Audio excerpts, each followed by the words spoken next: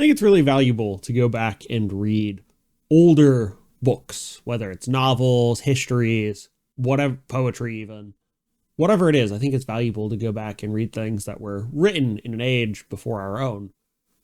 I've had a hard time getting into most modern novels, modern fiction, I should say, and science fiction, fantasy, even historical fiction. There's very few that have been started recently, or that I found recently, that have been really gripping. And not just in terms of like the story, where it's like, oh, I kind of want to read this for the story and the writing doesn't grab me, but also like the stories themselves aren't really grabbing either, on top of the writing. And yes, the older stuff is written differently than what you might be used to today, but even so, it's still almost, there's a better quality to it. And obviously not everything that was written a long time ago is good, right? Just because it's written a long time ago doesn't make it good. I'm talking more the things that most people would consider classics, the things that have lasted, that have been the writings that have been considered hugely influential on literature. Those are the things that are good to go back and read. I recently finished my reread of The Count of Monte Cristo, an excellent book. Strongly recommend the non-abridged version. It's a really good story about a man basically getting put in a horrible situation, escaping that situation, and then exacting his revenge on the people who put him there. Then what he learns from that, essentially. And that's a really brief synopsis of it, but that covers the main points pretty well. It's written by Alexandre Dumas, who wrote a few other things, the Three Musketeers, a few other historical fictions, some really interesting stuff. He was a French writer. Very good.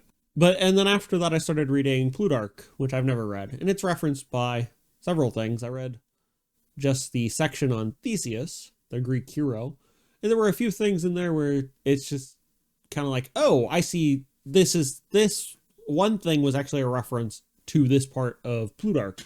Maybe not exactly, but close enough to where like you can kind of see where somebody might have grabbed, oh, that's where they got the name for this character, or oh, that's kind of a reference to this, even if, or the inspiration for this. And maybe that's not true, right? You kind of have to wonder on some of those, but it might not be directly true, right? The author of something may not have read Plutarch.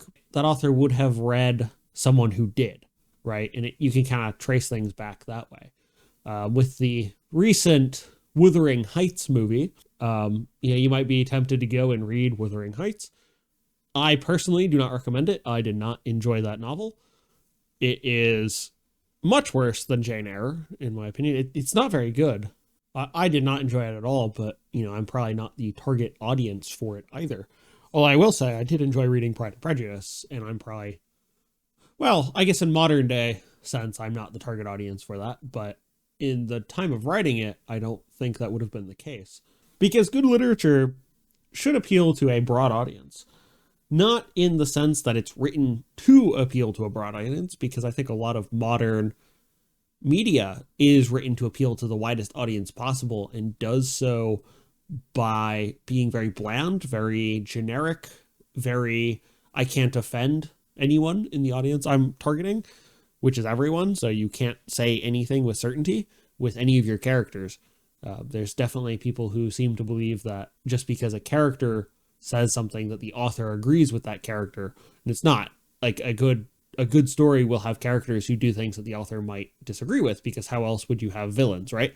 Something that's well written with a solid story will appeal to a broad audience, regardless of whether or not they disagree or agree with the main characters or even the main point of the novel. Some of that literature is very powerful, not just because it's a well-written story, but also because it has a huge amount of cultural weight attached to it from how many other people it influenced, right? Like if you go read Pride and Prejudice, you'll see it crop up in multiple storylines across multiple media. You'll see, of course, you have the direct adaptations of it, but you also see it appear in other stories as part of, a subplot, or you'll see references to it, as part of the subplot. And you'll see that with like lots of Shakespeare as well. Those are worth going through and reading or watching if you can find productions of them. Those are all good to go through. So I think it is valuable. I think it's probably more beneficial than a lot of stuff that's put out today. And I think one of the reasons a lot of stuff has less weight today is there's so much of it that it's very easy to watch something nobody else has seen or has time to watch. And with the rise of streaming and most things being released as binging, you don't have the shows with quite the same cultural weight. Although that's not entirely true, because I guess there is the Game of Thrones spin-offs, although I don't know how well those are actually doing, though it certainly seems like the most recent one is doing well. So that might be probably the best one. I would have said Game of Thrones, but after the last 2 seasons, it certainly seemed to have burned up all its capital, so to speak, pretty easily. And same for most franchises that would have come in from the 80s and 90s. So, if you really want those strong stories that most people will recognize from somewhere, underlying some of these stories, going back to those originals is, I think, a good benefit. And it also gives you different perspectives, right? Reading the ancient histories of Greece may not be your cup of tea, but Plutarch's written well enough. You can find a decent enough translation that it will still appeal to you. I mean, it's talking about myths and legends, so it may not appeal to every single one of you, but the stories inside are going to be things you recognize, like Theseus's The Minotaur. You're going to recognize that story from other media because it's going to be referenced. So you can go and see, what somebody else what was written a long time ago about it, and see perhaps their different perspective, which is different than our perspective. And I think that's beneficial. Anyway, that's really all I wanted to say. Was I think you should go back and read older stuff. And I think The Count of Monte Cristo is a good starting point.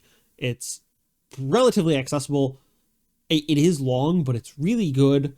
And it's not a hard read. Some of these older novels are a hard read. Like I will. The point of this was just, I think you should go back and read some of the older novels.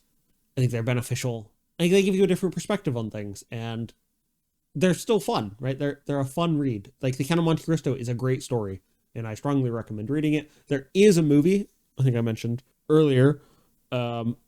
It's too short. It doesn't have enough time to really give the full breadth of the story, but that's not a bad place to start if you're not much of a reader, although I do recommend you read it. I think it's better unabridged if you can. And I mean, like, it's got a bunch of chapters, but they go quick. I mean, like, you'll be sucked into the story before you know it. It's really well done. Well, anyway, that's all I've got for today. Thanks for watching. I will catch you in the next one.